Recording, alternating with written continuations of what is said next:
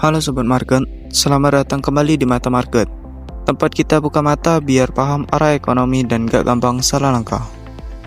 Hari ini kita bahas salah satu isu yang masih menjadi perhatian global, krisis properti Cina 2025.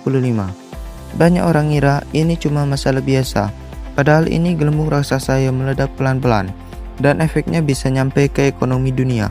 Kalau kamu penasaran kenapa Cina yang dulu super kuat kok sekarang goyang, yuk simak video berikut ini. Kenapa sih properti Cina bisa ambruk? Sebelum krisis, properti adalah mesin ekonomi Cina. Lebih dari 30% PDB mereka bersumber dari pembangunan rumah, penjualan tanah, investasi real estate, dan sektor konstruksi. Lebih gila lagi, sekitar 70% kekayaan masyarakat Cina ada di properti. Jadi, ketika harga rumah turun, masyarakat merasa jauh lebih miskin. Masalahnya dimulai dari developer cepat-cepat ambil utang. Harga rumah naik gila-gilaan, pasokan rumah terlalu banyak, serta pemerintah mulai batasi utang developer. Hasilnya, utang menumpuk, proyek mangkrak, dan gelembung mulai pecah. Evergreen, Country Green, dan gelombang gagal bayar. Nama Evergreen udah kayak simbol krisis ini. Total utangnya lebih dari 300 miliar dolar, dan perusahaan itu resmi bangkrut. Country Green nggak jauh beda. Perusahaannya kehilangan likuiditas dan gagal bayar di banyak proyek. Ratusan developer lain juga ikut tumbang. Yang bikin seram lagi, ribuan proyek perumahan yang sudah dibayar pembeli masih mangkrak. Orang sudah nyicil bertahun-tahun, tapi rumahnya nggak pernah jadi. Kepercayaan publik pun mulai hancur. Penjualan rumah turun, harga ikut rontok. Semenjak tahun 2023 sampai tahun 2025, permintaan rumah di Cina turun drastis. Di beberapa kota, harga rumah turun sampai 20-40%. Di negara yang semua orang percaya harga rumah selalu naik, kondisi ini malah bikin panik. Banyak warga mulai melepas properti, banyak yang nahan beli, dan pasar makin stagnan. Efek domino ke perbankan. Ini yang bikin ekonomi global juga ikut cemas. Bank-bank lokal di Cina banyak kasih pinjaman ke developer. Ketika developer gagal bayar, bank bisa ikut ketarik.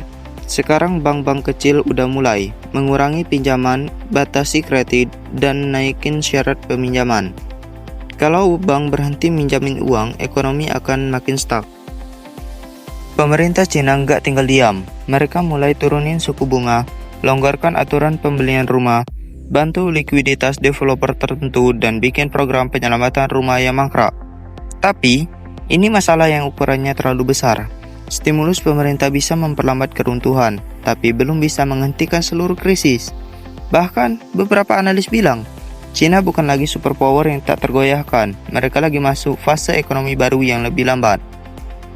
Ini bukan masalah lokal Cina. Cina adalah 18% ekonomi dunia. Jadi, kalau mereka goyang, seluruh pasar global ikut terganggu. Ada beberapa dampak yang sudah terasa, diantaranya permintaan baja, semen, dan bahan bangunan dunia turun.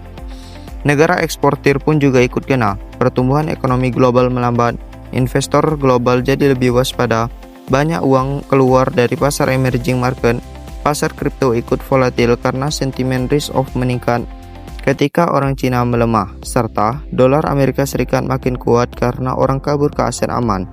Efek paling besar yang terjadi adalah kepercayaan pasar global terhadap stabilitas Cina mulai retak. Apakah krisis ini akan selesai dalam waktu dekat? Jawabannya belum tentu. Harga rumah di Cina masih akan turun pelan sampai 2026. Banyak developer kecil akan bangkrut. Pemerintah masih harus gelontorin dana besar buat menyelamatkan proyek-proyek mangkrak. Jadi, krisis ini bukan ledakan besar, tapi keretakan dalam waktu panjang. Krisis properti Cina adalah salah satu guncangan ekonomi terbesar abad ini. Developer tumbang, harga rumah anjlok, bank tertekan, dan masyarakat kehilangan kekayaan. Dan seperti biasa, kalau Cina batu, ekonomi dunia bisa flu. Tugas kita sebagai investor dan pengamat ekonomi adalah tetap buka mata, baca arah ekonomi global, dan jangan kaget kalau krisis ini masih akan memengaruhi pasar beberapa tahun ke depan. Kalau kalian suka dengan video kali ini, jangan lupa tekan like, subscribe, dan aktifkan tombol loncengnya biar nggak ketinggalan update seru dari Mata Market.